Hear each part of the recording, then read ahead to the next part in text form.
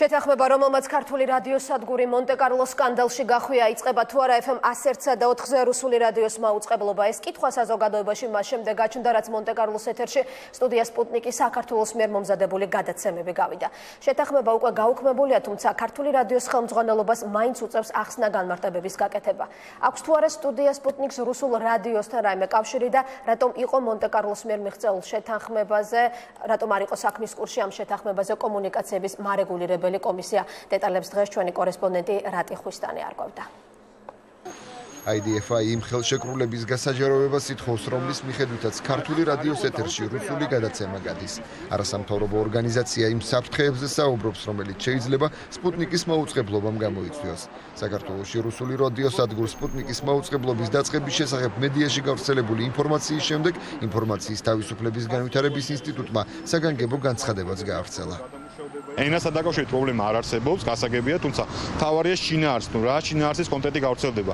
ეს ხდება პირდაპირ დუბლირებული და გაშვებული, რა შემთხვევაშიც გაურკვეველია, როგორ დაიცავს ქართული ლიცენზიანტი, თუ ეს თქვა ვერ დააკმაყოფილებს ჩვენ კანონმდებლობის მოთხოვნებს, ამ პროგრამული პრიორიტეტების მოთხოვნას, აქედან გამომდინარე ვფიქრობთ, რომ ამ ეტაპზე მაინც ხელშეკრულების გამოქვეყნება არის უბრალოდ აუცილებელი. ახალი მულტიმედიური ბრენდი სპუტნიკი რუსული სააგენტო Россия сегодня-ს ბაზაზე შეიქმნა. მედია საშუალების გენერალური დირექტორი პუტინთან დაახლოებული დიმიტრი კისილოვია. IDFI-ის ინფორმაციით რადიო მონტე-კარლოს დირექტორი, რომლის სიხშირეზეც სპუტნიკის გადაცემები გადის, ქეთევან კერესელიძეა. არასამთავრობო ორგანიზაცია საკუთარ განცხადებაში აღნიშნავს, რომ კერესელიძე 2012 წელს ნაციონალური მოძრაობის შემომწირველებში ფიგურირებს. კერესელიძემ პარტიას 30,000 ლარი შესწირა. კომუნიკაციების მარეგულირებელი კომისიის საქმიანობის შემსწავლელი საგამოძიებო კომისიის წევრი თინა ხიდაშელი რადიო მონტე-კარლოს ირგვლივ ატეხილ აჟიოტაჟს ნაციონალურ მოძრაობას უკავშირებს. პირდაპირ მნიშვნელობით იყო იმისთვის გაკეთებული, რისთვისაც გამოიყენა მიხეილ სააკაშვილმა 15 ნოემბრის წინ ეთქვა, აი კიდევ ერთი დასტური ამბის, რომ პიკს ხურავენ და რაღაცა რუსულ რადიოს ტყუილ. პიკი ჩვენ არ დაგვიხურავს, ტყუილია და ეს რადიო ჩვენ არ გაგვიხსნია და არ გაგვიკეთებია, ტყუილია. პიკიც მათ დახურეს და ეს რადიოც მათ შექმნეს. მოამბე გავრცელებული ინფორმაციის გადასამოწმებლად რადიო მონტე-კარლოს ხელმძღვანელობას დაუკავშირდა.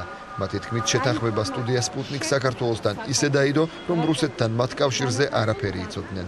დღეიდან რადიო მონტე-კარლოს სტუდია სპუტნიკთან ყოველგვარ კავშირს წყვეტს და მათ მიზანმიმართულ დისკრედიტაციაში ადანაშაულებს.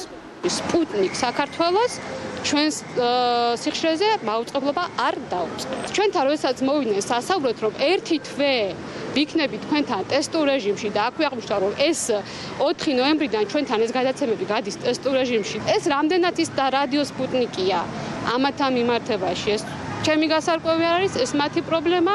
დღეის შემდეგ ჩვენ წყვეთ ჩვენს ეგრეთ წოდებულ პარტნიორებთან თანამშრომლობას. ეროვნულ მარეგულირებელ კომისიაში საქმის შესწავლა უკვე დაწყებულია. რადიო მონტე-კარლოს კომისიამ ბოლო 1 კვირის უწყვეტი ჩანაწერი და ხელშეკრულების ასლი მოთხოვა. ჩემთვისაც და კომისიისთვისაც საკმაოდ მოულოდნელი ინფორმაცია იყო. ამიტომ ჩვენ დავიწყეთ შესწავლა ამ საკითხის. ნახავთ კანონთან და კანონის მრავალ მუხტთან შესაბამისობას ამ საკითხის ერთის მხრივ და უახლოეს დღეებში გვექნება სრული დოკუმენტაცია, რომელიც უკვე გამოთხოვილია კომპანიისგან. დაარღვია თუ არა კანონი რადიო მონტე-კარლომ და მიეცემა თუ არა სტუდია სპუტნიკს საქართველოში მაუწყებლობის უფლება. ამას მარეგულირებელი კომისია მასალების შესწავლის შემდეგ გადაწყვეტს.